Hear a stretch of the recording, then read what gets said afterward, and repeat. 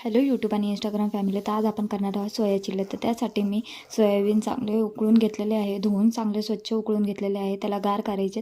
त्यामध्ये मैदा, कॉर्नफ्लॉवर, मिरची पावडर, मीठ, हळद, सॉसेस पण टाकलेले, त्याने फ्लेवर खूप छान येतो.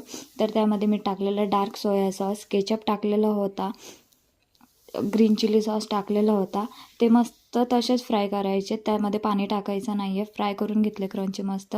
अद्रक लसूण टाकलं, कांदा टाकला, ढोबळी मिरची बारीक क्यूब करून टाकल्या, त्यामध्ये डार्क सोया सॉस टाकला, केचप टाकला, अजिनोमोटो टाकलेला होता थोडासा, आणि मस्तपैकी परतून घेतलं विनेगर वगैरे टाकून. खूपच छान टेस्ट लागत होती. नक्की ट्राय करा ही रेसिपी. त्यामध्ये सोया टाकल्यानंतर थोडंसं पाणी टाकलं होतं, आणि मग त्यानंतर कॉर्नफ्लॉवर एका ताटामध्ये भिजवून त्यामध्ये टाकलेलं होतं मी. त्याने करून गुठले होत नाही कॉर्नफ्लॉवरचे, आणि खूप छान लागतं, यम्मी लागतं. तुम्ही नक्की करा ही ट्राय रेसिपी.